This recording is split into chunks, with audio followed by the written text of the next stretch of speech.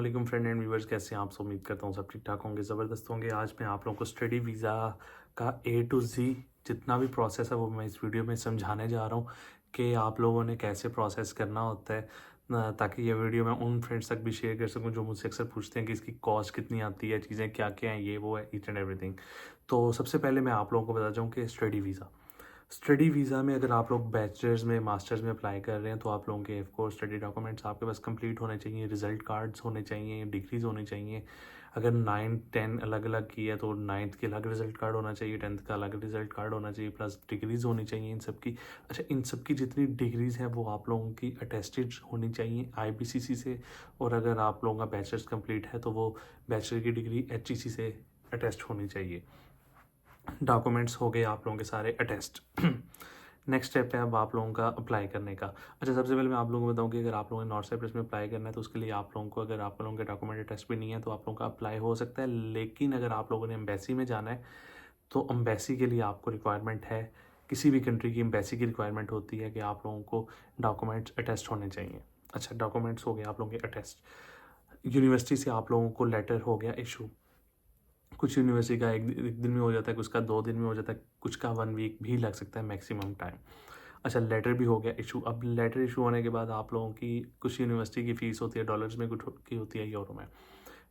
University की जो initial फ़ी होती है वो लेटर के ऊपर लिखी होती है कि यूनिवर्सिटी की ये इनिशियल फ़ी है, आप डिपॉजिट करवाएं और इसके बिहाफ पे हम आप लोगों को डाटा सेंड करेंगे। लेटर आप लोगों का हो गया इशू। अब उस लेटर पे आपने पाकिस्तानी किसी भी बैंक से, वेस्टर्न यूनियन से, मनीग्राम से आप लोगों ने फ़ीस सबमिट करवानी है। फ़ीस सबमिट करवाने के बाद आप लोगों ने क्या करना है, वो रिसीप्ट, अगर आप किसी भी एजेंट, किसी कंसल्टेंट से करवाने हैं, वो रिसीप्ट आपने उसे सेंड कर देनी है। विद इन 1 वीक आप लोगों की फ़ी जो है ऑटोमेटिकली रिफ्लेक्ट हो जाएगी यूनिवर्सिटी के अकाउंट में। यूनिवर्सिटी वाले आप लोगों को फाइनल लेटर भी इशू करेंगे, साथ साथ यूनिवर्सिटी की ऑफिशियल फ़ी रिसीप्ट भी सेंड करेंगे। यूनिवर्सिटी का, आपका, एजेंट का और यूनिवर्सिटी का काम इधर हो गया ख़त्म। अब आप लोगों का काम शुरू हो रहा है। नेक्स्ट आप लोगों ने क्या करना है, आप लोगों ने अपॉइंटमेंट का वेट करना है। अच्छा, अक्सर जो फ्रेंड्स हैं वो मुझसे कह रहे होते हैं हमें अपॉइंटमेंट नहीं शो हो रही है, वो ऐसे वैसे। तो एम्बेसी एक एक का डाटा जो है वो एम्बेसी मतलब यूनिवर्सिटी वाले एक एक स्टूडेंट का डाटा नहीं ट्रांसफ़र कर रहे होते। उनके पास जब 4 5 स्टूडेंट या 10 15 स्टूडेंट्स की लिस्ट रेडी हो जाए देन वो आगे इमिग्रेशन को सेंड करते हैं, देन इमिग्रेशन वाले आगे एम्बेसी को सेंड करते हैं। तो ये बात होती है, इसलिए आप लोगों की अपॉइंटमेंट जो है वो अक्सर वो लेट हो जाती है। अपॉइंटमेंट जब आप लोगों ने ले लेनी है, अपॉइंटमेंट फॉर एग्जांपल आप लोगों को इशू हुई है 25 फरवरी की या 1 मार्च की, आप लोगों को अपॉइंटमेंट शो हो गई है। अब अपॉइंटमेंट आप लोगों को शो हो गई है। अब अपॉइंटमेंट अक्सर कहते हैं कि दोस्त के हम अपॉइंटमेंट ले लें या मेडिकल लेके जो है वो करवाएं। आप लोगों ने क्या करना है, आप लोगों ने जो है अपॉइंटमेंट ले लेनी है। 2 या 3 दिन पहले जाके इस्लामाबाद से, या जिस दिन भी आप लोगों का टाइम लगे, आप लोग जाके वहाँ पे अपना मेडिकल जो है वो करवा सकते हैं। अच्छा, मेडिकल करवाने के बाद अगेन आपने एम्बेसी की वेबसाइट पे जाना है, वहाँ पे बुक नाउ नहीं, प्रिंट फॉर्म पे जाके आप लोगों ने वहाँ पे अपना दोबारा वही अपॉइंटमेंट फॉर्म को ओके करना है। वहाँ पे अब आपका जो मेडिकल आप लोगों ने करवाया हुआ है ना, नायाब लैब इस्लामाबाद से, वहाँ आप लोगों का ऑटोमेटिक अपडेट हो जाएगा। अब आप लोगों ने, फॉर एग्जांपल आप लोगों को 1 मार्च की मिली हुई है अपॉइंटमेंट, सुबह 9 से 10 बजे के दरमियान एम्बेसी पहुंच जाएं सारे ओरिजिनल डॉक्यूमेंट्स लेके, और सभी की एक कॉपीज़ भी।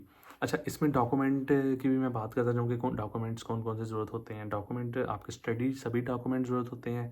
फैमिली सर्टिफिकेट ज़रूरी होता है, पुलिस करेक्टर सर्टिफिकेट ज़रूरी होता है, पोलियो कार्ड ज़रूरी होता है, और बैंक स्टेटमेंट ज़रूरी होते हैं। बैंक स्टेटमेंट की बात करते हैं सबसे पहले। बैंक स्टेटमेंट अक्सर मुझसे दोस्त कहते हैं बैंक स्टेटमेंट हम कितनी बनवाएं। 6 7 लाख से मैक्सिमम टू मैक्सिमम जितनी आप लोग बनवा सकते हैं, मिनिमम आप लोगों ने 6 लाख की बनवानी है। अगर आप लोगों की अपनी है वेल एंड गुड, अगर आप लोगों किसी रिलेटिव की यूज़ कर रहे हैं तो उसके नाम का एफिडेविट बनवा लें। एफिडेविट कैसे बनाएगा, कि कचहरी में चले जाएं, उन्हें आप बता दें कि हमने मतलब हमारे भाई हैं, चाचू हैं, मामू हैं, उनके नाम की हमें एक बना दें कि हम उनकी बैंक स्टेटमेंट यूज़ करें। तो वो 100 या 150 PKR पाकिस्तानी रुपीज़ का आप लोगों का वो बनेगा, और वो आप लोगों ने मतलब जिनका भी नाम का एफिडेविट बनवाया है उनके नाम का ID कार्ड भी साथ लगाएं, और कोशिश करें उनके साइन भी यूज़ करवा लें। अब बात करते हैं बैंक स्टेटमेंट की। बैंक स्टेटमेंट आप लोगों ने एक कोशिश करें कि लास्ट 2 या 3 महीने की निकलवा के साथ लेके जाएँ। मिनिमम भी अगर आप लोगों की 1 महीने की भी है ना तो चलेगी, लेकिन कोशिश करें 2 या 3 महीने के साथ लेके जाएँ। और उस बैंक स्टेटमेंट पे जो है बैंक मैनेजर के साइन होने चाहिए और जिसकी बैंक स्टेटमेंट है उसके भी साइन होने चाहिए। बैंक स्टेटमेंट वाला किस्सा हो गया ख़त्म। अब बात करते हैं आप ये जितने भी डॉक्यूमेंट्स हैं। अच्छा, ये जितने भी आप लोगों के डॉक्यूमेंट्स हैं, study documents, FRC, police character certificate, polio card, ये जितने भी हैं आपके डॉक्यूमेंट्स, ये आप लोगों ने मिनिस्ट्री ऑफ फॉरेन अफेयर्स से भी आप लोगों ने टेस्ट करवा कर लेकर जाने हैं। 1 मार्च की आप लोगों को अपॉइंटमेंट मिल गई। अपॉइंटमेंट 9 से 10 के दरमियान आप लोगों ने अपने डॉक्यूमेंट्स जो है वो सबमिट करवाने हैं। डॉक्यूमेंट सबमिट हो गए। नेक्स्ट जो है वो 2 ऑप्शंस हो सकती हैं आप लोगों का, या तो मतलब आप लोगों को इंटरव्यू के लिए बुलाया जा सकता है, या फिर आप लोगों को डायरेक्ट वीज़ा मिलेगा। इंटरव्यू के वालों की बात करते हैं। इंटरव्यू के लिए मैंने एक प्रॉपर वीडियो बनाई हुई है, उसका लिंक जो है मैं डिस्क्रिप्शन में दे दूंगा, तो वहाँ पे आप लोगों को देख लीजिएगा कि इंटरव्यू में किस तरह की क्वेश्चनिंग एंड आंसरिंग होती है। इंटरव्यू के लिए अगर आप लोगों को कॉल आनी होती है ना, तो वो 1 से 2 बजे के दरमियान आप लोगों को कॉल आ जानी है कि आप लोगों का इंटरव्यू है और आप लोग रेडी हो जाएं।